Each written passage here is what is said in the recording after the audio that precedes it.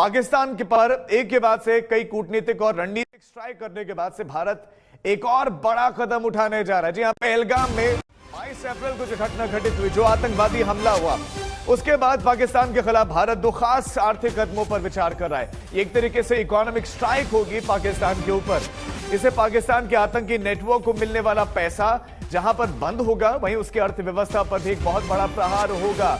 बड़ी खबर, आईएमएफ से पाकिस्तान को अगली किस्त देने का विरोध किया जाएगा। आईएमएफ के बलबूते ही पाकिस्तान चल पा रहा है, क्योंकि वो लगातार वहीं पर जाते हैं और मांगते हैं और उसके बाद ही वो पाकिस्तान की इकोनॉमी को चला पा रहे हैं। लेकिन अब एफएटीएफ और आईएमएफ से रिक्वेस्ट की जाएगी कि इन आतंकियों को पैसा ना दिया जाए। पहला कदम यही है कि भारत अब पाकिस्तान को एक बार फिर से एफएटीएफ की ग्रे लिस्ट में डलवाएगा। एफएटीएफ यानी कि दुनिया भर में मनी लॉन्ड्रिंग और आतंकवादियों की फंडिंग पर नकेल कसने वाली एक संस्था है।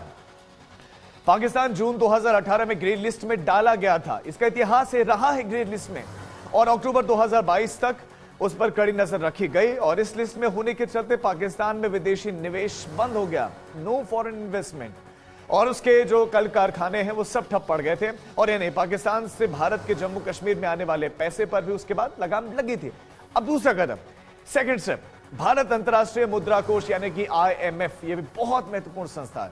आईएमएफ की ओर से पाकिस्तान को जो 7 अरब डॉलर का एक पैकेज मिल रहा है, सहायता राशि मिल रही है, उसका विरोध करें। यह पैकेज जुलाई 2024 में शुरू हुआ था और सूत्रों के मुताबिक भारत यह आपत्ति उठाएगा कि पाकिस्तान इस फंड का इस्तेमाल आतंकी हमलों के लिए कर रहा है, जो कि वो कर रहा है और भारत ये बताएगा। एफएटीएफ में पाकिस्तान को ग्रे लिस्ट में डलवाने के लिए भारत को ज्यादा मेहनत भी नहीं करनी पड़ेगी। एफएटीएफ की कुल 40 सदस्य देश हैं और इसमें आधे से ज्यादा यानी कि 23 देशों ने पहलगाम हमले के बाद इस आतंकी हमले की निंदा कर दी है और भारत को शोक संदेश भी भेजा है। एफएटीएफ की बैठक साल में 3 बार होती है, फरवरी में, जून के महीने में और अक्टूबर में, यानी कि जून में भी होने वाली और फिर अक्टूबर में भी होगी। अगले महीने इसकी बैठक जो होगी उसमें भारत पाकिस्तान को फिर से ग्रे लिस्ट में डालने का दबाव बना सकता है। इसके अलावा भारत मई में होने वाली आईएमएफ बोर्ड की आगामी बैठक में भी पाकिस्तान के खिलाफ आपत्ति उठाने का विचार कर रहा है।